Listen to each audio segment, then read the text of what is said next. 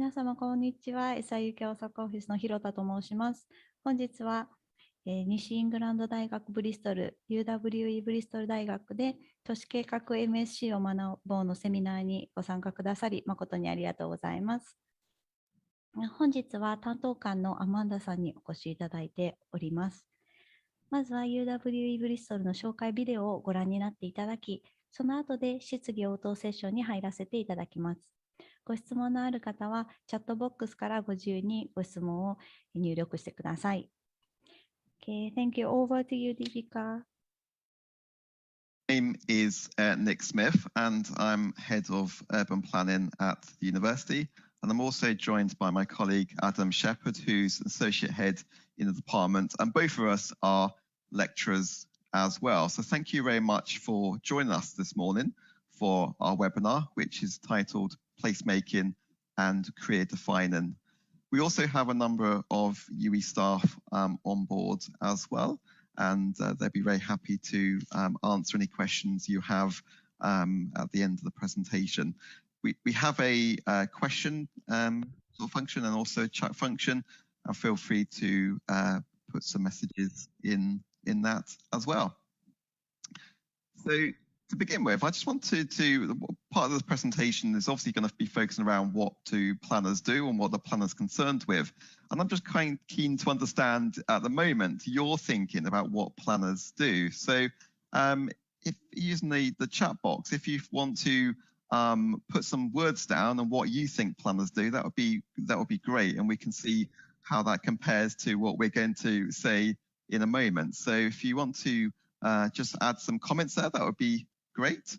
So what do planners do? Have a think about that. It may be from what you do in your day-to-day job. It may be what you've identified through your research.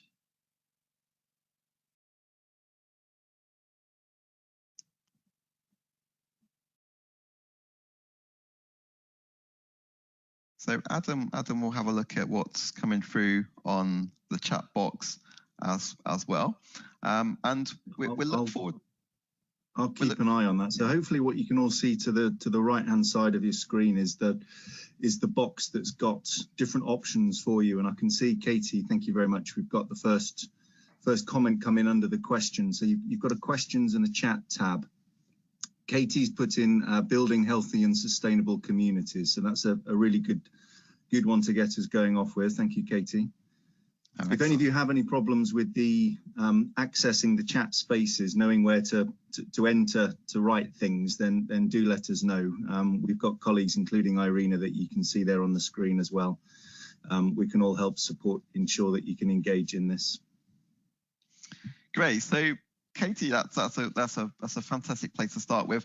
I suppose what I would say very simply is planners work with the series of questions here. So firstly, planners always focus around space. So when we're working on plans and we're undertaking plan activity, we will always have a space in mind. That could be a place around the building, it could be a street, it could be part of a city, it could be part of a larger city region, it could be the whole of a country and beyond. So that geographical space will vary. The second item is about thinking about, once we've got this space in our mind, what is our intentions? What's the big plan? What's the priorities? And what sort of type of activities or land uses need to be provided in place? So it could be the needs of a neighborhood may be very different from the needs of a city, and drawing out those priorities is a really important part of a planner's job. The next part is around time. So not only are we thinking about the place and the space and the priorities, we're also thinking about the timescales involved. Some change can happen in a very short term, in terms of over the next year. Other projects can take a much more significant length of time, and 20, 30, 40, 50 years ahead. It's also critical to identify the sort of responsibilities of who's doing what and how will it be actioned. What role will the private sector have? What role will the public sector have? and such like. So ultimately, they're the sort of the key elements which planners become involved with.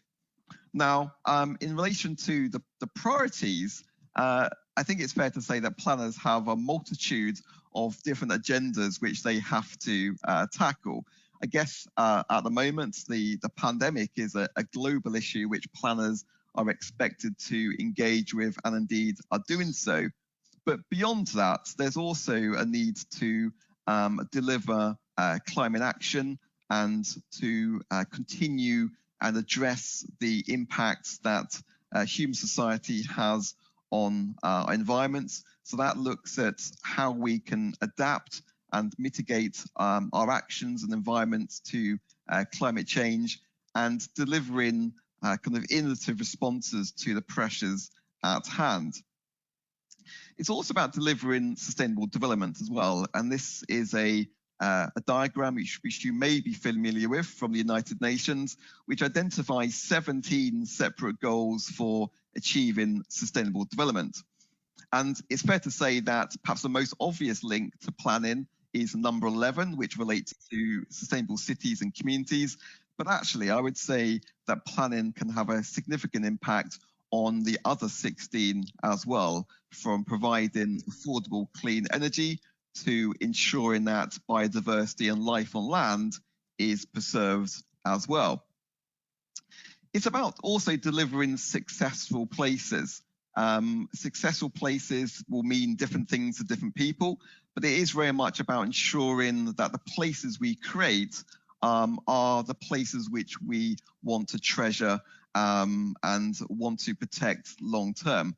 So it may be successful in providing well-designed homes and exciting architecture.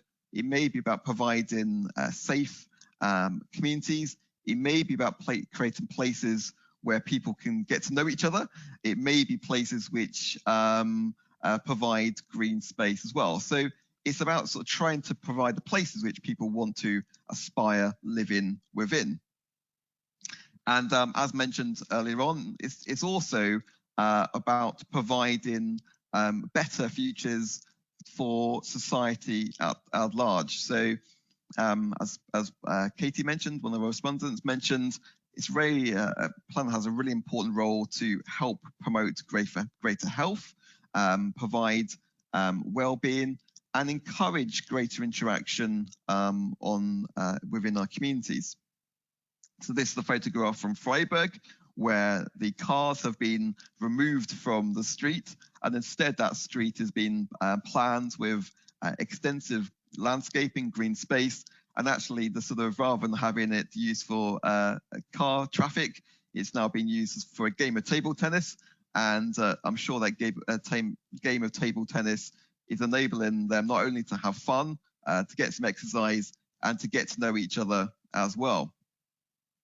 It's also about trying to make the connections, trying to link different transport modes together, trying to minimize the need to travel unnecessarily. So that does require facilities and services and land uses to be planned in a very intelligent way to ensure that they can be accessed by a mode of transport options. It's also about delivering the bits of kit which we take for granted every day. So when we turn on the taps, there's water. When we flick the switch on in our living rooms, we get power. All the other elements which support our day-to-day life have the involvement of planners within them, in terms of not only delivering the infrastructure, but ensuring that there's a sort of readable and fair supply. And a lot of what planners do is providing new forms of development. As I'll say later on, it's about choosing the right location, directing growth and development to places which can accommodate that, but also to ensure that growth is directed away from the type of environments, the type of habitats, the type of species, like the cute dormouse there, which require protection. And lastly, planners also have a role in safeguarding communities, safeguarding communities and societies away from a range of natural hazards, such as flooding, land instability, contamination, to ensure that whatever we deliver on the ground can support those communities in the long term. And if someone buys a house recently and that floods, then clearly there will be a finger point at the planners and say, well, how did that happen? Okay, so I'm going to turn over to Adam now, and Adam will ask this question. Thanks, Nick. Yeah, so this is another opportunity for you to engage with us a little. Let me just say before I ask this question, if you've got anything on your mind as we're talking about the program, what we're saying, or anything else about study at UWE, do pop that in the chat. So when Nick is talking, I'll keep an eye on the chat and vice versa. But we also have Irina, and off camera we've got Alice as well, who can answer any general questions you've got about study at UWE. But a very specific question in terms of where planners can work. We're very mindful in what we do that you will be probably really quite career orientated in your choice of program and your desire to study this subject.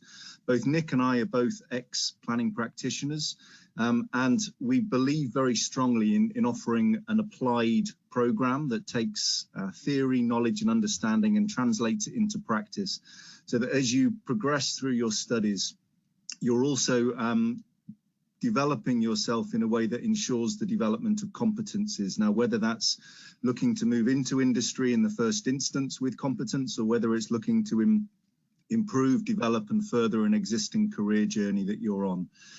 This first question about where planners can work, in your minds, where are you thinking as opportunities for careers for yourself?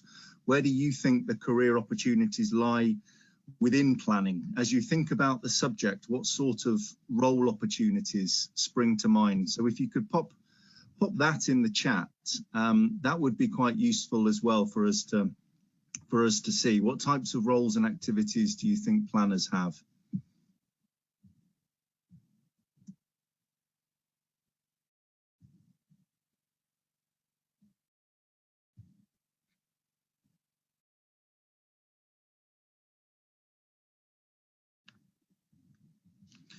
Okay, I can see some comments generally about things like travel behaviour and looking at the nature of the planning system, and someone with a very specific intention here with regards central government employment, local authority. Yep, okay, that's good. So public and private sector. Thanks, Katie. So we've got a range of different things that actually already touch on some really useful points, because in practice, the locations that planners can work is diverse, and it exists in different sectors as well as at different scales. So I can talk you through those now on the screen. Can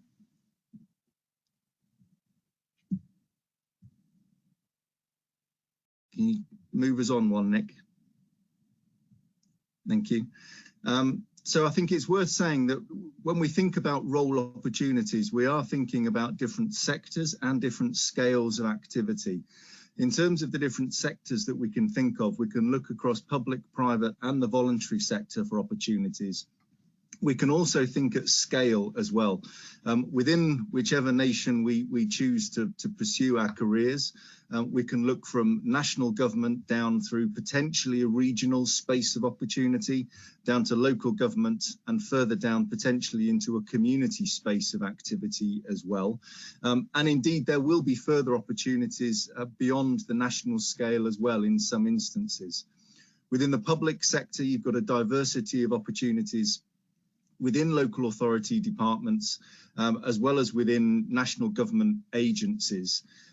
It's worth thinking about the difference between a pure planning role, if we can use that terminology, versus a role where we're using skills developed from learning about and engaging with planning in other areas of activity. So as planners, we can work in the mainstream planning space, which would be being involved in things like the development, consultation on and decision making around the development of plans.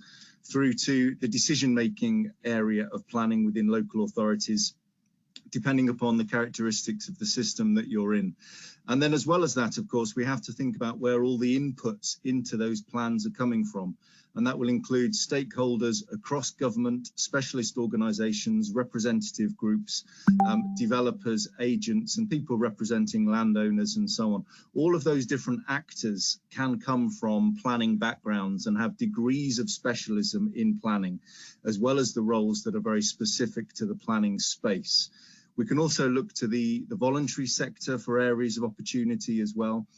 Any large organisation with a large land holding or an interest in land management, whether that's through the conservation lens or the development lens, we can think about the importance of having a planner's expertise brought in to support, enable and deliver the ambitions of the actors and stakeholders involved.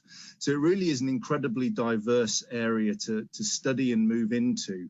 And I think it is important to be mindful that as planners, we don't necessarily move into roles as planning officers, development officers, planning agents, although that's where Nick and I both come from. There's also a diversity of opportunities working alongside others to realise ambitions with regards to management of place and space. So the next question for yourselves is translating all of those different role activities and role areas into different opportunities for action, for intervention, for planners to be undertaking their work. So when we think about what planners do, we've labelled this little segment as being about regenerating, creating and recreating places. What would be really interesting in the chat, if you could just put in a couple of words while I talk about a couple of examples about where you've seen, observed or experienced or interacted with one of those processes, maybe somewhere close to where you live or work, that you would see as being an evidencing of planning activity. In terms of the key narratives that Nick and I have been thinking about when we were putting this presentation together, a really strong consideration for us in the UK is regeneration. As well as many other nations around the world, the UK went through a process of mass industrialisation. During the 1800s, mid-1800s onwards, we went through a large fundamental change across society, the economy, politics indeed, and environmental impacts and management. We went through fundamental change through the Industrial Revolution. But we then went through a post-industrial revolution transition as well. And actually that led to large areas of decline and industrial challenge that were the result of industries changing, evolving, and in some instances moving away, leaving lots of brownfield land that required extensive investment and intervention to bring about change. And in some parts of the UK, particularly to the north, we saw the need for an extraordinary level of intervention by the state, led by planning professionals, to bring about strategic change in place. And the slide that you can see there shows Salford in the north of England, the Manchester area in the north of England, in 1970, which was a real hot period of time for the fundamental processes of change that were taking place in the post-industrial period. And what we can see now when we look to places like Manchester is how those places have reinvented themselves, have created new futures for themselves. And when we look at Salford now, what springs to mind are things like Media City, the reinvention of the place with a focus around the creative arts and media and industries. And in Bristol, where we are in UWE and where I am today on the French campus at UWE, we can see that very close to home. Bristol was a city that went through a post-industrial reinvention, large area of docklands that were being redeveloped, repurposed post decline in the city centre docks and a change in the role of the city. And again, it's become one that's focused around arts, the creative industries, but also things like financial institutions. And for us at UWE, we're very lucky that as a core city, it's also home to the majority of the large national, regional, as well as having local employers related to the planning community, which means that our students are able to benefit from engagement with local industry partners on the private sector as well as the public sector, including national government representation at the regional level here in Bristol. So we're able to take advantage of those opportunities that come along with the characteristics of Bristol. As well as the recreating of places, the reimagining of places, we also have to think about the pressure and the need to sometimes create entirely new places. And we see that globally, and we've seen that at different periods of time in the UK as well. We've gone through the Garden City and the post-war New Town movement. And now again, we're looking at garden cities and garden communities around the UK. The need to create entirely new communities from villages through to large towns and small cities, ground up redevelopments, often taking advantage of areas of brownfield land, for example, redundant Ministry of Defence sites, for example, where we've got areas of opportunity that correlate with areas of high housing demand, population growth, and a need for homes, and a need to deal with some of the affordability challenges that exists within our homes as well. So the idea of creating an entirely new place, so the ambition, the creativity and the inspiration that's possible in being a very core central part of that process makes it a really exciting period of time to think about becoming a planner. And this is something we can see taking place globally. As of course, we can also see at the opposite end of the scale, the smaller scale interventions, the small infill developments, everything from sort of householder changes on individual dwellings through to the infill of sites that are coming forward for change. And actually across that spectrum, from the small scale infill right through to the city creation scale, planners are at the heart of thinking about the implications of that change, managing the implications of that change, and trying to ensure that that change is done in a way that's appropriate, effective, and ultimately successful, so that we can create quality, sustainable, healthy places through these different interventions and management of change at different scales. When we think about these different scales of activity and the different levels of change that we're talking about and the way in which planners interact with them across the board, it's interesting as well to think about the challenges that exist. And for me and some of the teaching that I do, this is at the very heart of what we do. It's thinking about site scale deliverability and site scale management of change.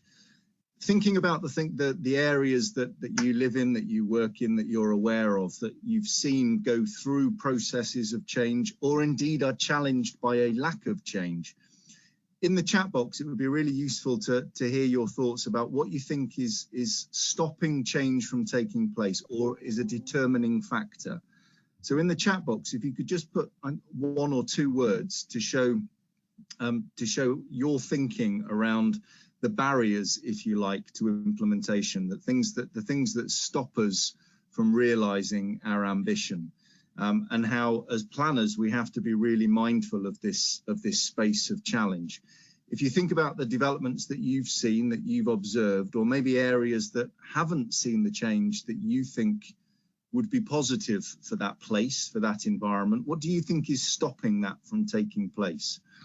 It's really at the heart of what we do at UWE Bristol. It's critical to how we think about planning. I'm just having a look in the chat to see what's coming up.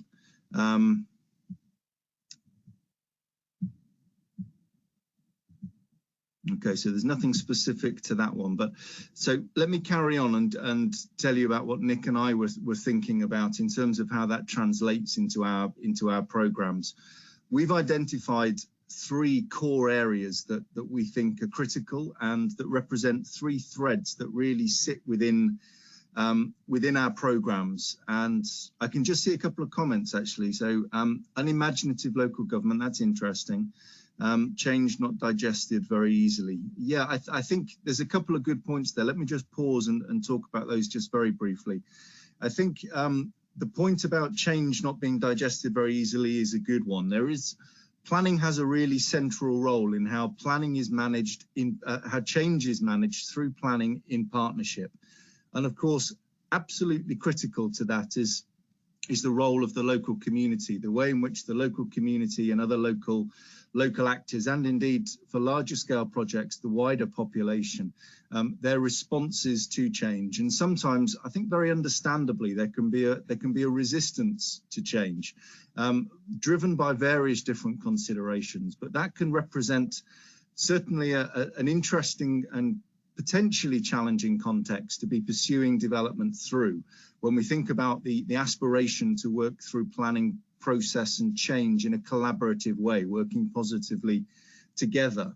And certainly when people have different views, whether that's the local community or different other stakeholders being involved, competing needs and tensions, I think that's a really important thing to be mindful of. And of course, for planners, key skills include things like conflict resolution, negotiation, and how to achieve compromise and best outcomes, potentially when there are different views.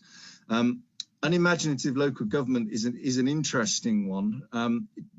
I think, Sean, it's interesting to think about the role of the local authority in different national contexts.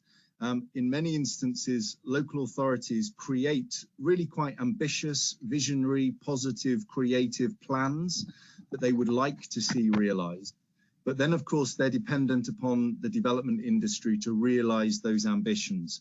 And sometimes what the development industry wants to create or wants to produce doesn't align with what the local authority vision and aspiration for a place is, or indeed what community vision and aspiration for a place is.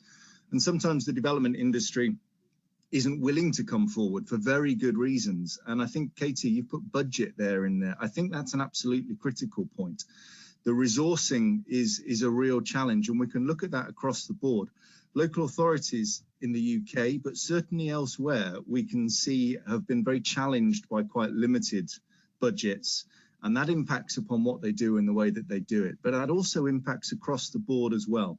A development industry that needs to work on the principles of viability and, in broadly speaking, profitability.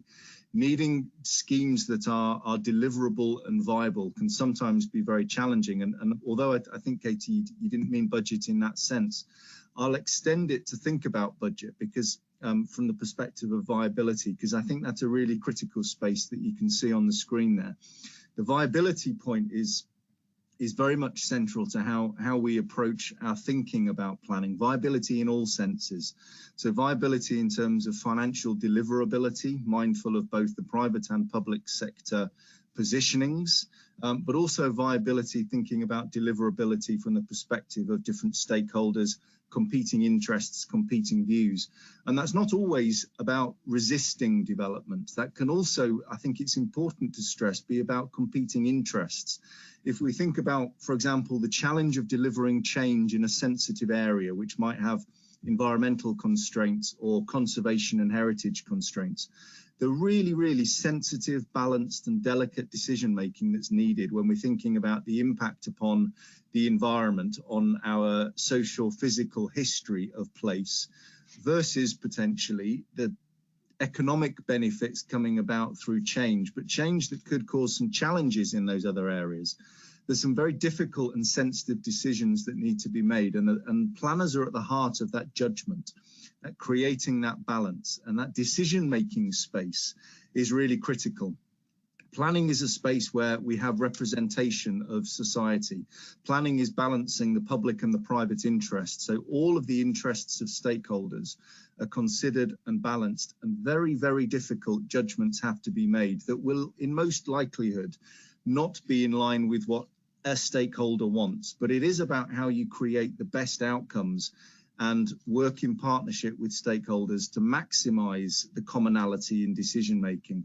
And I think that links to this complexity of space. If we think about the different characteristics of the urban environment and the rural environment as well, we think about all of the different stakeholders within those spaces, all the different groups, organizations, communities, all the different actors, businesses, etc., who are all present in that space physically or in some other form, all with different motivations and competing interests, all probably seeing positive change slightly differently. And it's planners through the decision-making process, enabling viability, that are trying to think about how this can go forward in the best possible way. And one of the modules, and it's a module that I lead on the programs that we offer at Postgraduate, Implementation and Design Quality. At its heart, it's about those narratives. It's thinking about how we bring about change, mindful of the complexity of the environment, the complexity of the context, as well as the need for viability to exist in all respects, as well as thinking about that decision-making space where we're trying to balance the views, the interests, the objectives, the aspirations of all of the different stakeholders. And in implementation and design quality, we explore the nature of the system, and we look at the implementation narrative particularly, and we think about deliverability of positive change and high quality design change. And we also ensure that our assessments on this module are practice-based assessments. So we try and simulate real world practice outputs that as planners you'd be working on, either in local authorities or the private sector, that would be at the heart of the evidence, of the documentation that would be central to the decision-making process. Thanks, Adam. So I want to focus on another element of planning practice, and it does link into what Adam sort of said in broad terms. But one of the things which really sort of excites me, fascinates me as a planner, is listening to working with our planners who come from sort of various parts of the world and talk about planning challenges. And even though the complexities and the space dynamics change, there are some very common challenges which we are having to face globally. So, we've mentioned them already in relation to tackling climate change, enhancing biodiversity, but also things around delivering homes and delivering jobs as well. And one of the key kind of elements, certainly in UK plan at the moment, but as I said, globally, is providing society with the homes which they are looking for and in the right location. And home to us is clearly a very important part of our lives. People are very protected about where they live, also have very clear ideas about where they would want to live, but also some very kind of clear factors in terms of how we should plan new homes in the best possible location. So I just want you to sort of get in the sort of chat bar to put some pointers down or some observations in relation to the challenges linked to the delivery of new homes. And they can be quite varied. They may be based on personal experience, but we're certainly keen to see what you say here. So what kind of challenges do you think might well appear for the delivery of housing? Affordability, Katie's noted, Nick, which I think in many respects in the UK is at the heart of the current challenges around housing, isn't it? It is, yeah. There's also one comment about sort of political acceptance as well, which kind of neatly leads on to sort of where Adam and I suggested. And we've identified 3 areas, namely location, engagement, and outcomes. And I've mentioned already that sort of house searchers, home buyers are keen, have very clear ideas of where they want to live. But clearly there's a role for planners to identify the locations which make sense in kind of economic, environmental terms. And today we regularly use applications such as GIS and a wide range of data to identify the most accessible locations, those locations which avoid significant constraints, avoid significant areas of particular protection, and to deliver growth where the land is appropriate for development and also it's accessible to a multitude of services and facilities. It's clear though, as a comment mentioned, it's not always politically acceptable. There is often resistance or concern or unease about where new homes should go and the form of the development, often around the adequacy of infrastructure being provided in support, and ultimately for those residents who perhaps surround the new development, question marks of what would they get from that. And also in terms of the outcomes, in terms of trying to sort of tease out a degree of agreement over what that form of development should be, what type of facilities it should provide, what form of architecture, what response should there be in relation to density and massing. So multiple dimensions in which negotiation and change can be applied. Now, as I mentioned, housing is a global issue. And with our students at the moment, we're exploring housing strategies from multitude of cities across the world. Last week, we were looking at housing provision in China and large-scale kind of new settlements being provided there. But the challenges are equally applicable in other locations around the world too. So as Adam mentioned, we have a multiple of modules which sort of deliver an applied approach to our teaching. One module I'm involved with at the moment is a project called Leading Major Projects. And through this module, students are given a fictitious scenario to develop a new community on the edge of Cambridge in the UK. They have to appraise a site, explore its potential for accommodation, new development. It's exploring how this site may link into surrounding infrastructure.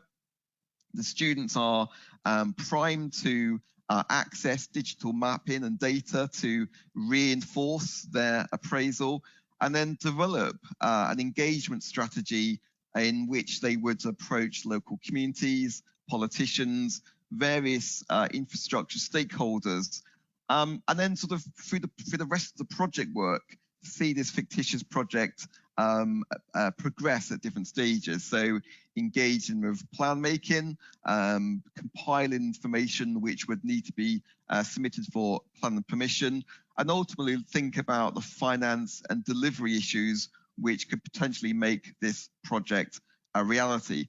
So within the project, it's a very applied project, but we also have guest speakers and use live examples as we progress through the module. So I'll pass over to Adam to say a little bit more about postgraduate planning at the UWE Bristol Planning School. Thanks, Nick. So at the heart of the programs that we offer at postgraduate level, we've really got two modules: plan making and implementation and design quality. So we offer two programs at postgraduate level, as well as degree apprenticeship options. The two programs that we have are different, but they're very close relatives of each other. We offer the MSc Urban Planning and the MSc Planning and Urban Leadership. They're different in both content and delivery approach. The MSc Urban Planning is what you might call a traditional planning offer. It's available as full-time or part-time over 1 or 2 years, and it's delivered by contact. So broadly speaking, you are attending for lectures and activities and visits and so on, and working through in a traditional study pattern. Planning and Urban Leadership has a very different approach because it's an entirely online program. So this is a program which again is available as full or part-time study, but you would engage in the modules remotely and at your own time, sat within a schedule of timetabling. So we would provide opportunities for engagement over a week relating to a set area of focus and content. So there's flexibility within a structured timetable for delivery. So that program is very much designed mindful of those who may have very full lives, perhaps work, home life scenarios that prevent attendance at university or attendance in the way that a traditional planning program might approach it. It's designed to have more flexibility. But as I say, at the heart, they both have the same shared modules: plan making and implementation and design quality. They sit next to each other.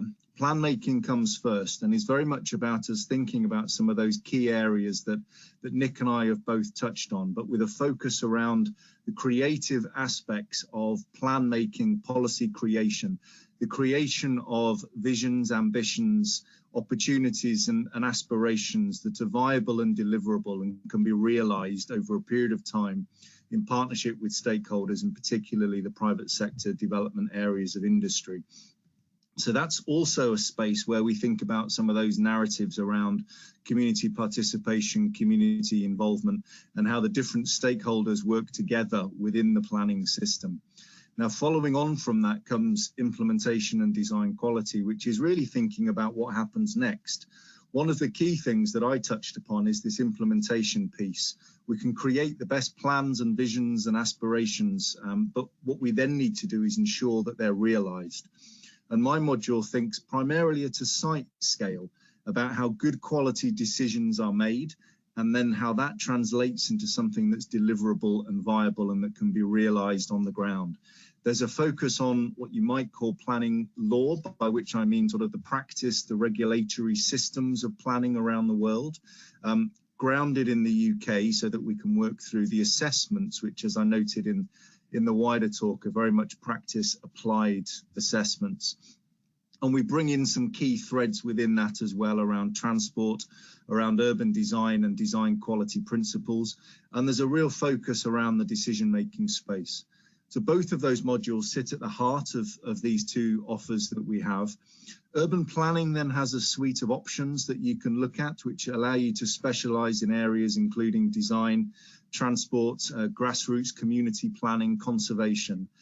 MSc Planning and Urban Leadership has more of a focused specialism, which is around how planners act as strategic change managers, how they're central to the management of change in the built and natural environment. So there are modules that are focused upon within that program that look at planners' position within the management of change, and that includes everything from sort of new technologies in planning through to project management, through to modules like the one Nick mentioned, leading urban change, and project, the really critical modules that focus around how large-scale projects and infrastructure, etc., are managed and supported and enabled through planning. And I've talked about the applied nature, and I think that's something to stress in terms of the things that define us as a planning school, the key characteristics that we have as a planning school. And Nick and I feel that the three areas of emphasis that we can really look to are student experience, employability and partnerships, and research and scholarship. As an institution, we're very much a student-first, student-centered institution, and we approach it mindful of the sort of learning journey and the learning environment that we think students will look for in this form of program, this very applied, career-orientated type of course. So we think about how we support you very carefully, the relationship that you have with your peers and academic colleagues at the university, and the way in which we work together to support you on your own individual learning journeys. And that's reinforced by a wider institutional approach to providing support, resources, facilities and infrastructure that allow you to achieve all that you can be whilst you're with us in your studies. And the fact that we're in Bristol, we have so many different employers in very close proximity to us, puts us at an enormous advantage, because it means that we can bring employers into what we do and they can work alongside us. Often they're alumni. We have a very strong alumni network and we stay in close contact with our alumni and maintain relationships with them. It means that our teaching can involve external guest speakers from industry. Our projects can be live projects that are delivered in partnership with industry, and we can do these various different activities working with our local partners, which then in turn supports things like placement opportunities and things post university, when we think about perhaps your first steps into careers or alternative career steps.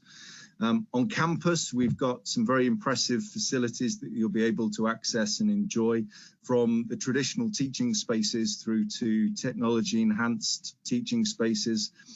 as well as various different lab spaces and the normal sorts of things that you'd expect on campus, like libraries and all of the support facilities. And when we look inside the buildings, you can see the different characteristics of environment that we have that are provided for both structured learning, but also for your own social learning. So we've got bookable private learning spaces, but also shared spaces that you can do project work with alongside your peers. And we also support learning online as well. So never has that been more important than now, of course, but we've got many years of experience in delivering online programs. And that's something that doesn't only impact upon our online program, but it also means that our traditional programs like MSc Urban Planning can take advantage of the different online platforms that we have that allow you to support your own learning journeys on campus, but also at home, off-site, wherever you want to engage as well. And I think the last thing that we mentioned there as well was the research informed.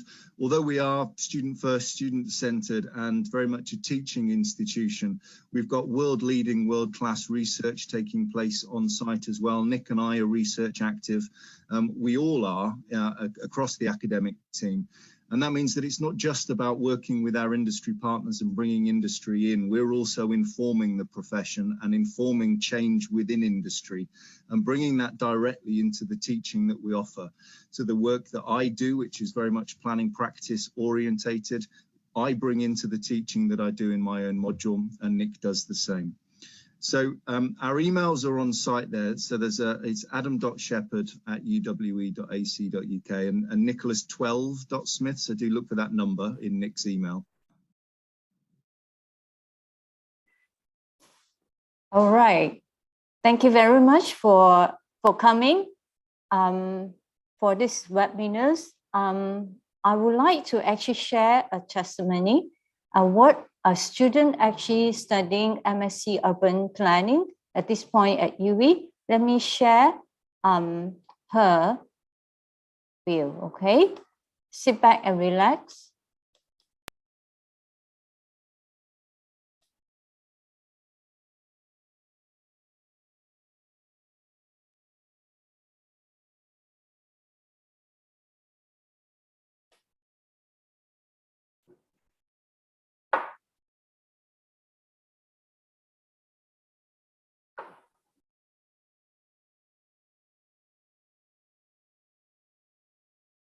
ディスカッションの時間が設けられています。この様子はそれら授業ディスカッションに向けて勉強している様子です。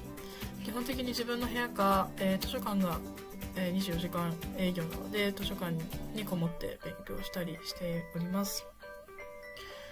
授業の内容は個人的には日本とは全然違うなという印象を受けています。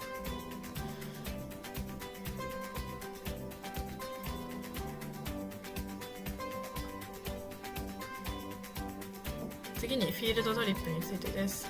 都市計画の学科なので、やはり現地、調査みたいなものがあるんですけど、こんな感じでブリストルの街を実際に歩いて解説していただいたり、この写真はバーミンガムなんですけど、バーミンガムのフィールドトリップに、行ったり、結構いろんなところに行く機会が、カリキュラムの中に含まれています。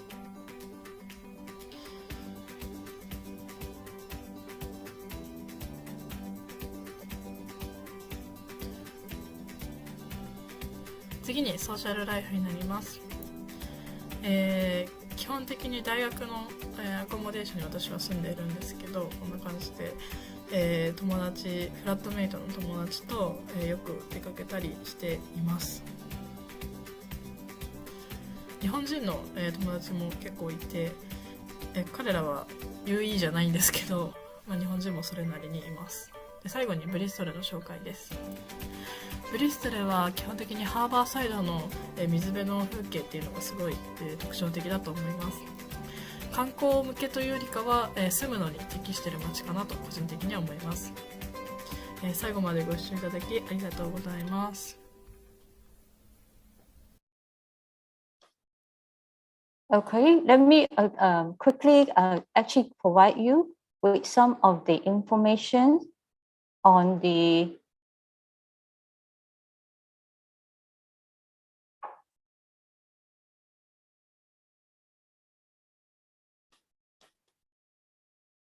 All right, if you can hear me very well, let me introduce UWE, where we are. We are at the Southwest region.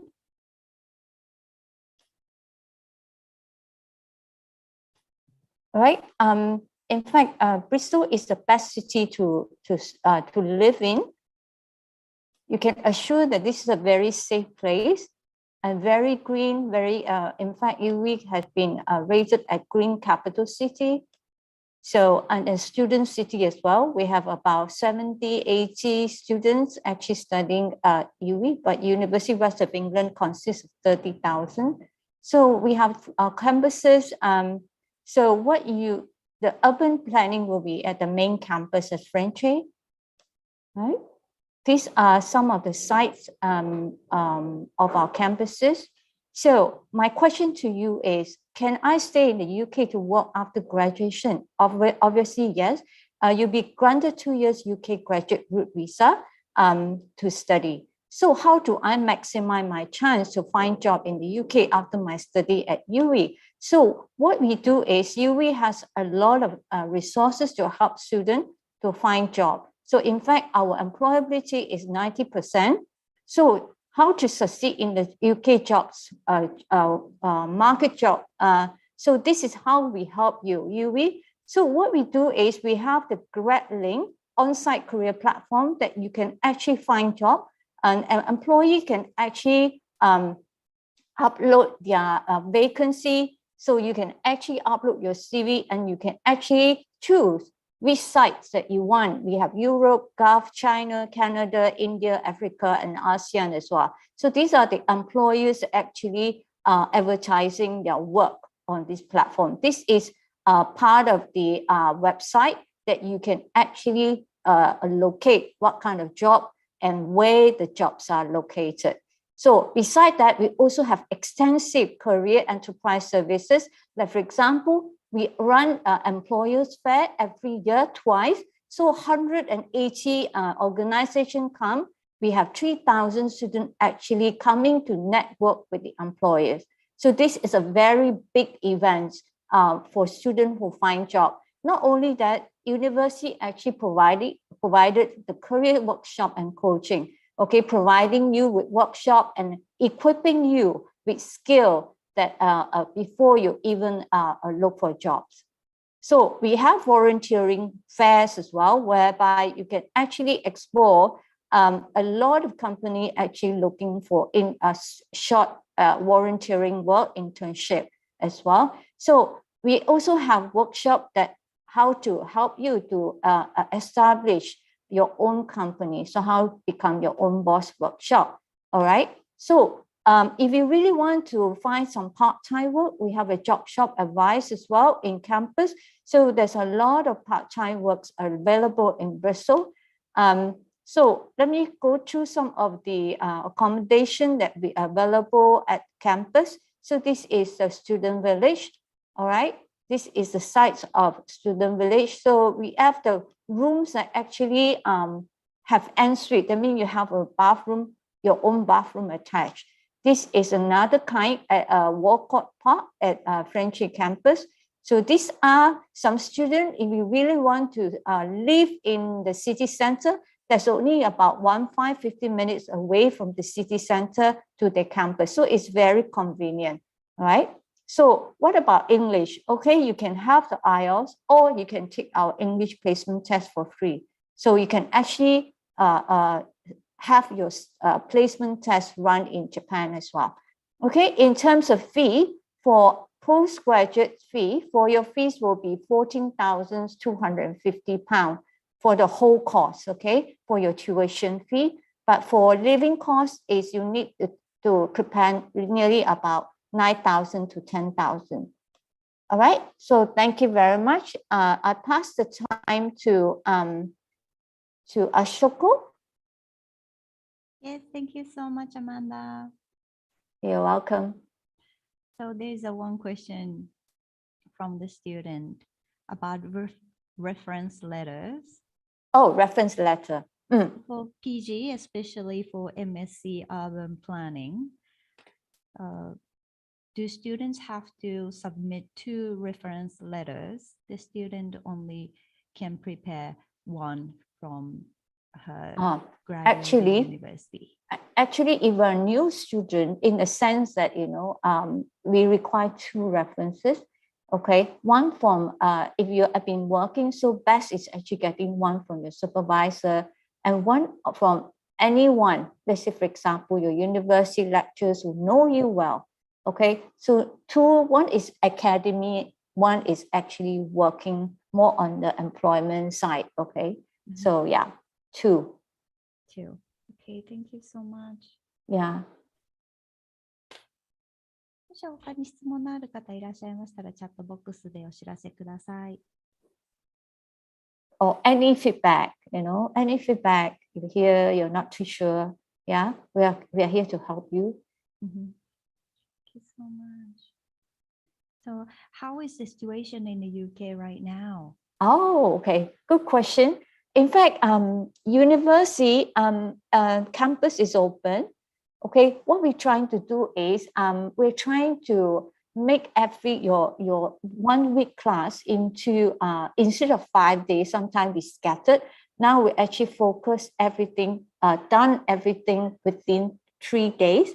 Okay, so you'll be focusing on going probably the whole day. Then you actually finish your class so that you have more free time. So we're trying to get students to actually going onto campus with less frequency. So any class will schedule within 2 days or 3 days. So you just go, but it's open, library is open, shops are open, and even if our students, if you can see, from the pictures, they are enjoying life now. Good. So most of the classes are face-to-face, not online learning anymore. Yeah, except for the big lecture. Okay. But the MSc Urban Planning will be in the range. A student size is not big. It's about 20 to 30. So it should be okay. Okay. But hybrid as well. Some actually lectures be conducted through online, but then you can actually able to listen through Blackboard. And then there's tutorial, seminars, smaller group. So you have to go and have face-to-face. But, we're making sure that our classrooms are big enough to cater. And then there will be a limitation. For example, the room has to be used 30 minutes before that. So in other words, our student, once they finish, the room cannot be used until after half an hour. So the next group will come in. So everything will be adhered to the SOP, the standard operation procedures. I see. Okay. Good. Wow, thank you so much. You're welcome. So hopefully, yes, lovely to have you. Okay, thank you for coming for our UWE Bristol MSc Urban Planning webinar. I hope this is helpful to you. Thank you very much. Thank you so much, Amanda. You're welcome. You're welcome. Bye-bye. Bye, Tabitha. 皆さん、本日はご参加ありがとうございました。UWE Bristol Bye, Amanda. Thank you so much for your time. はい。もう始まっておりますので。はい。ありがとうございました。Goodbye, everybody. Bye-bye. Bye. Bye-bye. Bye-bye.